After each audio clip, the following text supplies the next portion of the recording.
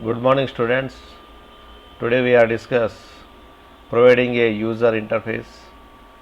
Before that, previous class we discussed about operating system basics, what is operating system definition, and types of operating systems, that is real-time operating system, single user, single tasking operating system, single user or multitasking operating system. Another type is multi-user, multitasking operating systems. We discuss these topics of last class. Next we discuss user interface, providing a user interface. When you work on a computer, you see and use a set of items on the screen. You see and use a set of items on the screen. Taken together, these items are called the user interface. Taken together, these items are called the user interface. The two most common types of user interfaces that are graphical user interface, another one is command line interface. The two most common types of user interface that are graphical user interface and command line interface. First we discuss about graphical user interfaces. Most current operating systems, including all versions of Windows, the Mac operating systems are OSB2 and some versions of Unix and Linux provide a graphical user interface.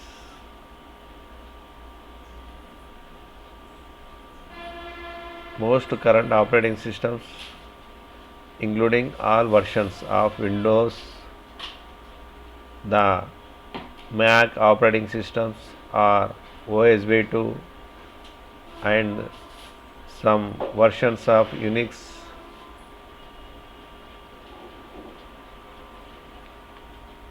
and Linux provide a graphical user interface. Graphical user interfaces are also called because you see the mouse or some other pointing devices to work with graphical objects such as windows, menus, icons, buttons, and other tools. These graphical tools all represent different types of commands.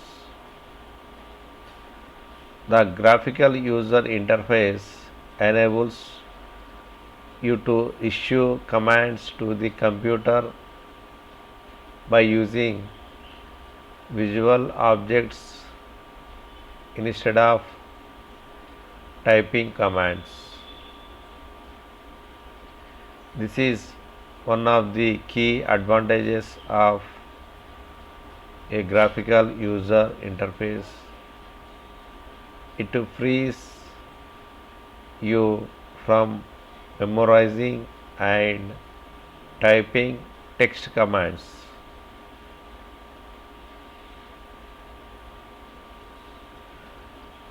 Windows is one of several graphical user interfaces that use the desktop metaphor, in which the background of graphical user interface is said to be a desktop on which you have your graphical tools and within which you can store your work.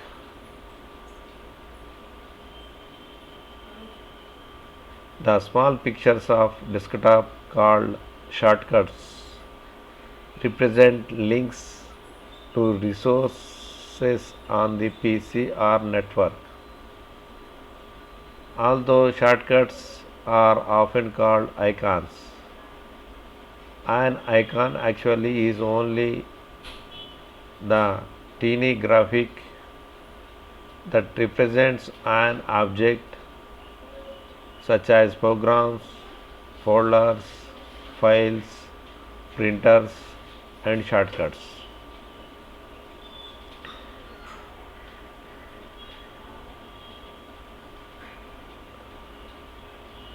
The shortcuts are often called icons. An icon actually is only the teeny graphic that represents an object such as a programs, folders, files, printers, and shortcuts. Using your mouse or other pointing device, you can move the pointer, a small graphic that moves in reaction to mouse movements, and choose a shortcut telling Windows you want to use the resource that the shortcut represents. For example, you can choose the Microsoft Word shortcut to launch that program. The items appear on the screen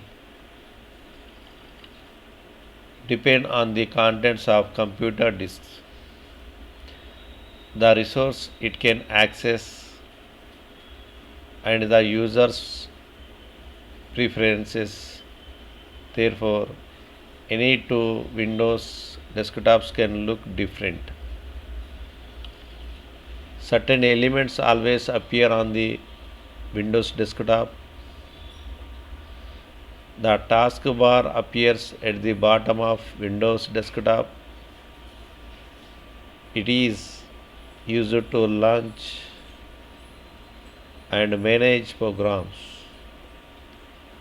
The start button is permanent feature of taskbar.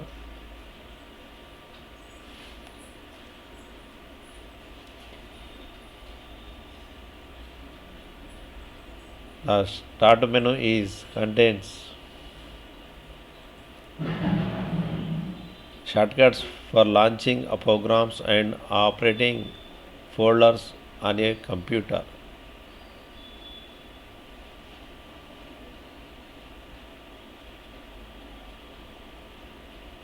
Shortcuts can be added to the desktop, the start menu, and other areas. When you start a program in Windows, a button representing it appears on the taskbar. You also can launch programs by clicking icons on the quick launch bar, a special section at the left of the taskbar where you can add icons for the purpose of quickly starting programs. Once you start a program, a button appears on the taskbar.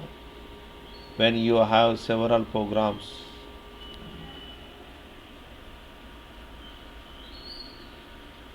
on the desktop, one way in which you can switch between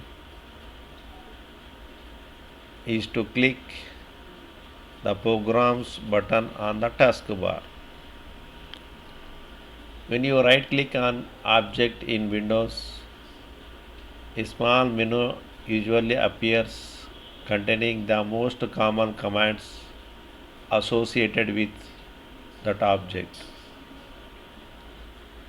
Depending on the version of Windows you are using and whether you are using a specific application, this type of menu may be called a shortcut menu or a context menu. Either way, its function is the same: to provide quick access commonly used commands related to the item you have right clicked.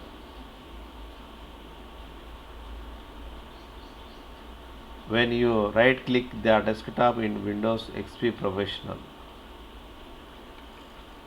when you launch a program, it is loaded into memory and begins to run.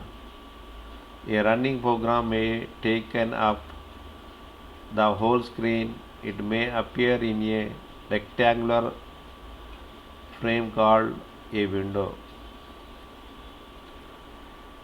or it may appear only a shortcut on the taskbar.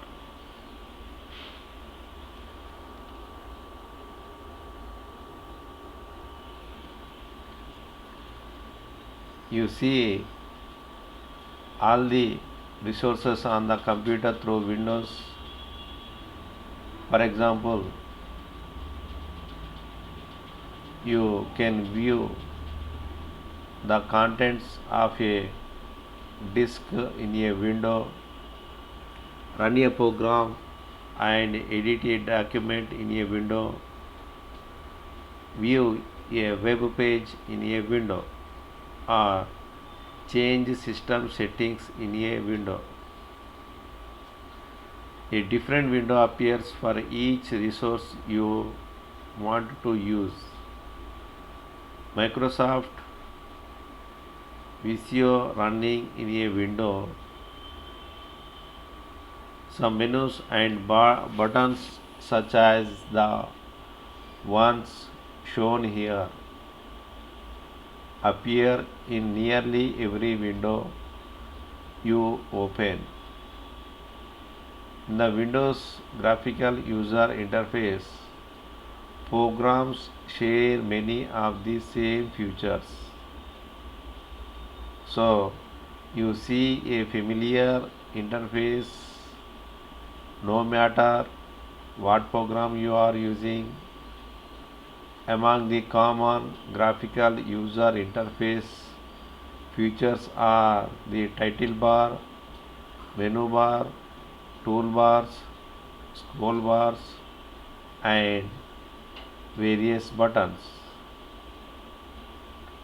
The title bar identifies the Windows contents, and it also contains the minimize, restore, and close buttons, which let you hide the window, resize it, or close it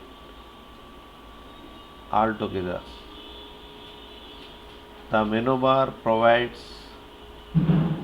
lists of commands and options for this specific program. Toolbars contain buttons that let you issue commands quickly. Scroll bars let you view parts of the program or file that do not fit in the window. A graphical operating system lets you have multiple programs and resources running at the same time, but you can work in only one window at a time. The window that is currently in use is called Active Window. Its title bar appears in a deeper color shade than that of other visible open windows, and its taskbar button appears highlighted or pressed in unless all open windows are arranged side by side. The active window will appear on the top of any inactive windows. You must select the window you want to use before you can access its contents. The process of moving from one open window to another is called task switching. You can either click on open window to active it or click on open programs taskbar button to activate its window. Microsoft Word is a active program and Microsoft Visio is the background. Its title bar is lighter color and its taskbar button is not highlighted or pressed in.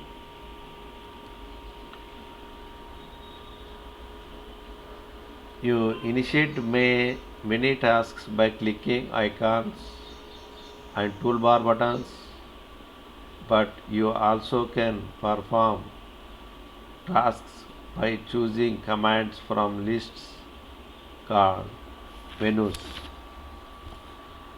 In most program windows, you open menus from horizontal list called the menu bar.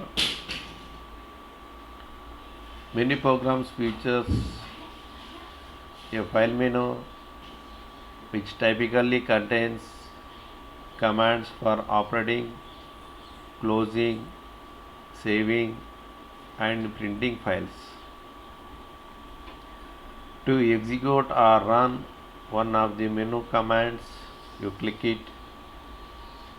In many cases, you can issue menu commands by using keyboard shortcuts instead of the mouse.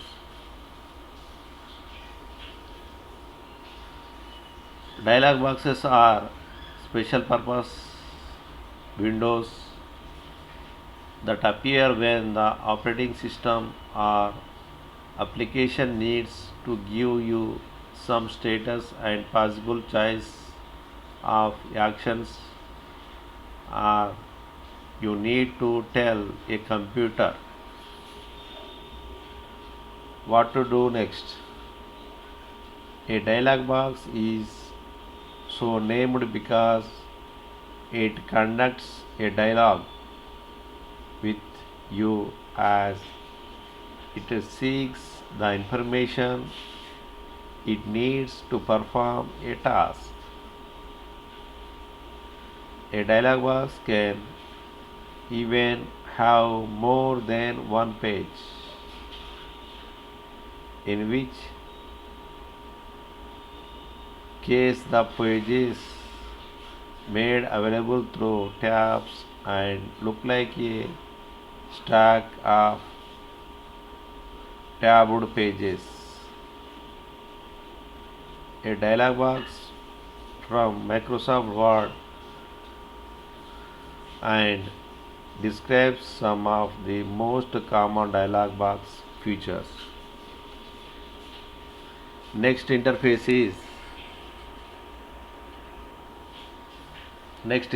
is command line interfaces. Previous we discussed about graphical user interface GUI.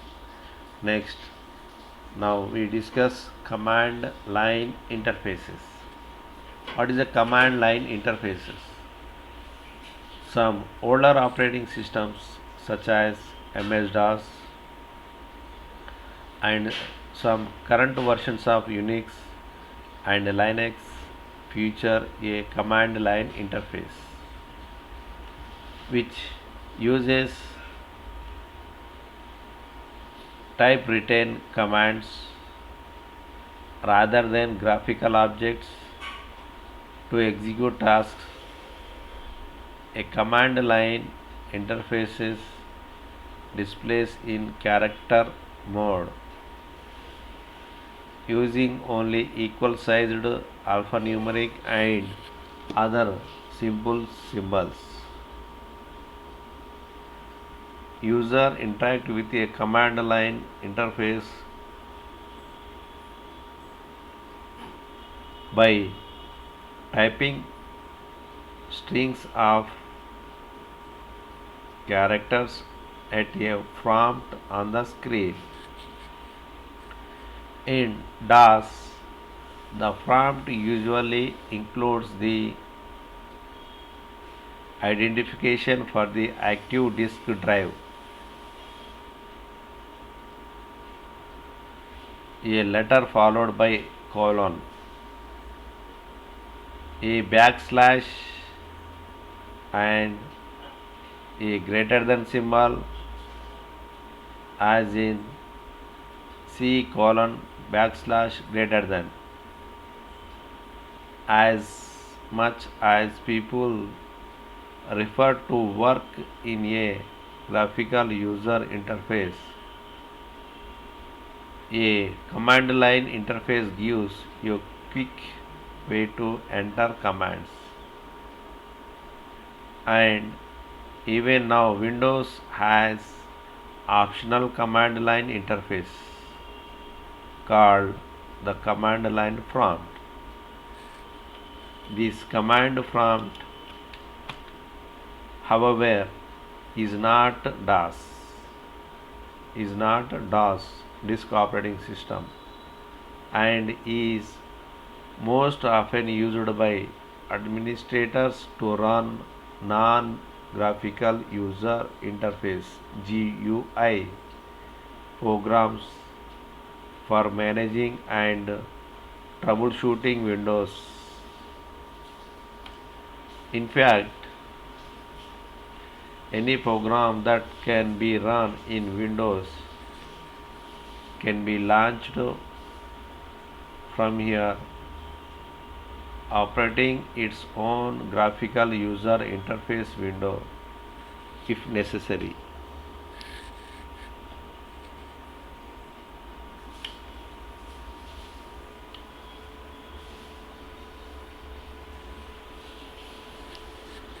Some other services that an operating system provides to programs in addition to listing files include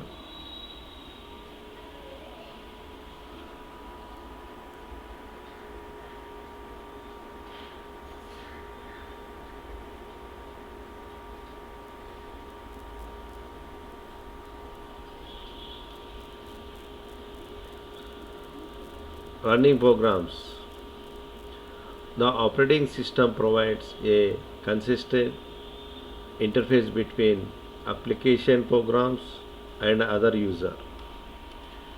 It is also the interface between those programs and other computer resources such as memory, a printer, or another program. Programmers write computer programs with built-in instructions called system calls that request services from the operating system. They are known as calls because the program has to call on the operating system to provide some information or services. For example, when you want to word processing program to retrieve a file, you use the open dialog box to list the files in the folder that you specify. To provide the list, the program calls on the operating system. The operating system goes through the same process to build a list of files, whether it receives its instructions from you or via desktop or from an application. The difference is is that when the request comes from an application, the operating system sends the results of its work back to the application rather than to the desktop.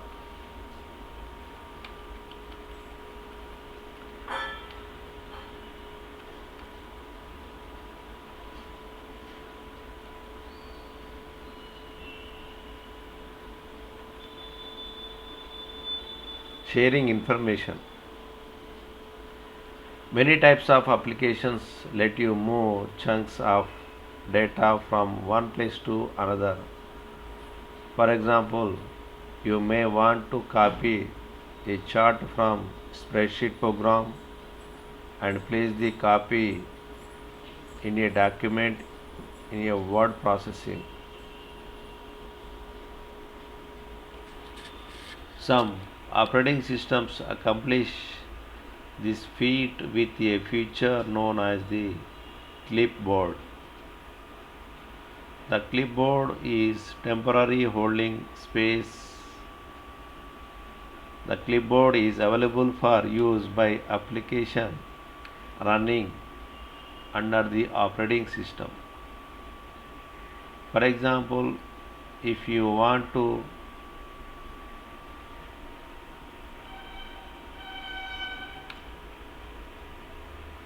move a paragraph in a word processor document, select the paragraph, then choose the cut commands. The data is removed from the document and placed on the clipboard. If you want to leave the original data in a place, you can use the copy command. A copy is made of the data and it is stored on the clipboard but is not removed from the document. After placing the insertion point in the document where you want to place the paragraph, you choose the paste command. The data on the clipboard is then placed into the document.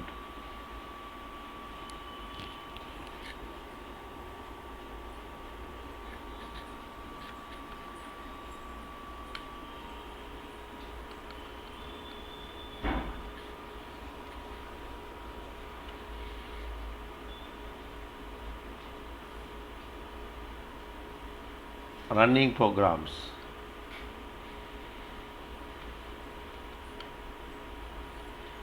System call provides consistent access to operating system features, share information between programs, copy and paste, object linking, embedding.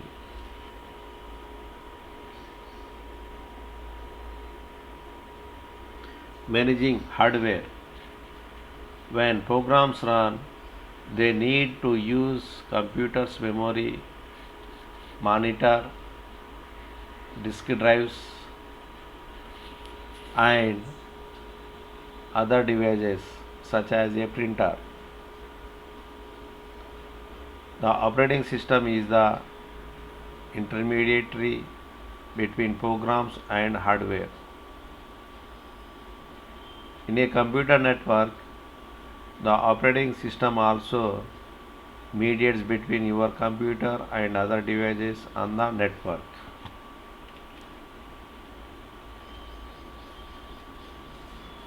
Processing interrupts.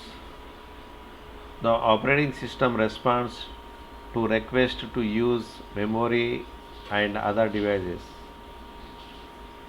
keeps track of which program have access to which devices, and coordinates everything the hardware does so that various activities do not overlap causing the computer to become confused and stop working. The operating system uses interrupt requests to help the CPU coordinate process. Working with device drivers. In addition to use interrupts, the operating system often provides programs for working with special devices such as printers. These programs are called drivers.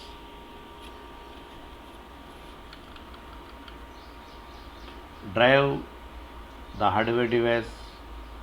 Most new software you buy will work with your printer, monitor, and other equipment without requiring you will install any special drivers.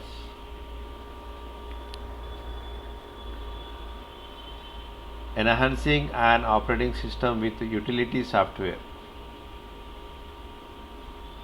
Operating systems are designed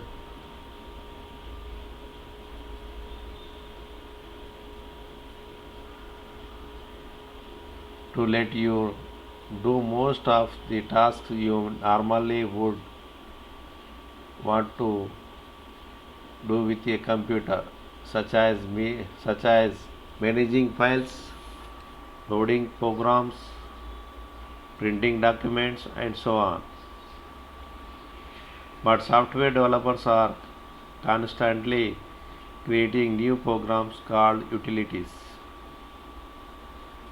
that enhance or extend the operating system's capabilities or that simply offer new features not provided by the operating system itself.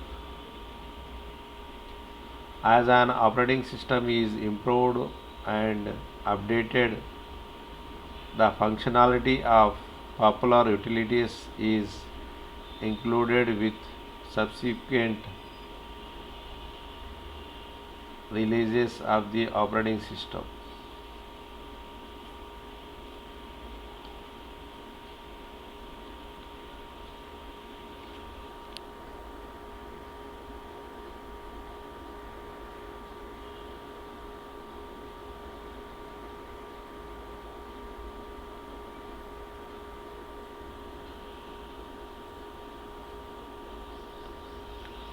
Where it is difficult to give a list of utility software categories, the most common types of ordinary people use are disk and file management, internet security, and operating system customization tools. To complicate matters further, there are many packed utility suites that combine two or more utilities in one bundle.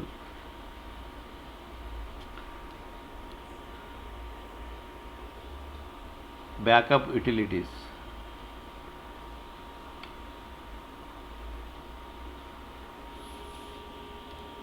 For safekeeping, a backup utility can help you copy large groups of files from your hard disk to another storage medium such as CD or disk.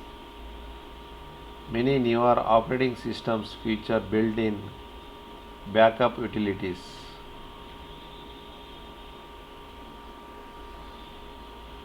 But feature rich backup software is available from other resources. These utilities not only help you transfer files to the backup medium,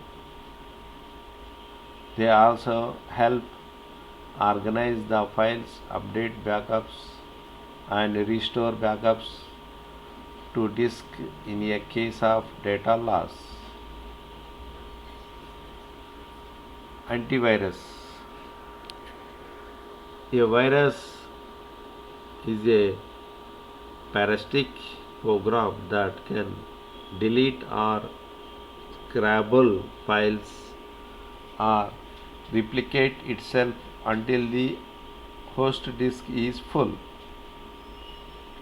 As you will learn in computing keynotes virus. Computer virus can be transmitted in number of ways,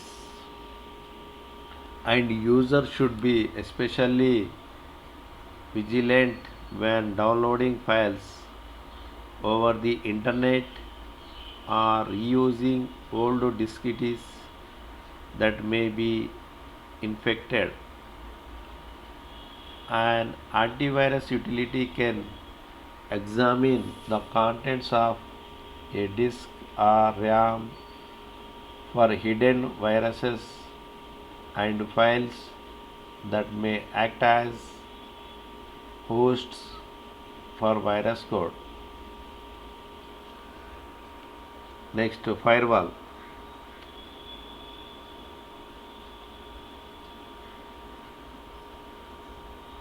Your ISP and most corporations employ specialized computers on their internet connections that are dedicated to examine and backlocking traffic coming from the going to the internet. Such as a computer is called firewall, and manufacturers such as Cisco, 3Com, and others offer these products at a very high price. These firewalls also require highly trained people to manage them. If you work in a corporation where a firewall is protecting the corporate network, leave the firewall functions to the experts at home. However, you will want to be sure to use either a smaller or less expensive hardware firewall or install a software firewall utility on any computer directly connected to the internet.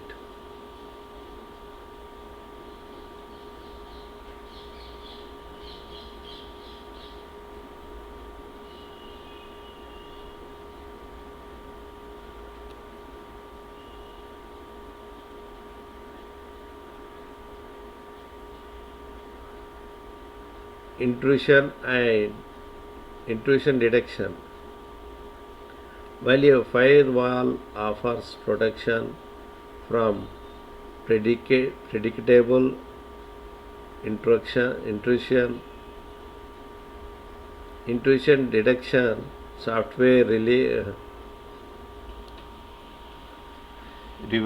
the types of attacks a firewall is threatening, creating logs of the attempts and notifying you of certain types of intrusion attempts. Screensavers. Screensavers are popular utilities, although they serve little purpose other than to hide what would otherwise displayed on the screen. A screensaver automatically appears when a keyboard or pointing device has not been used for a specified period of time. Screensavers display a moving image on the screen and were originally created to prevent displayed images from burning into the monitors.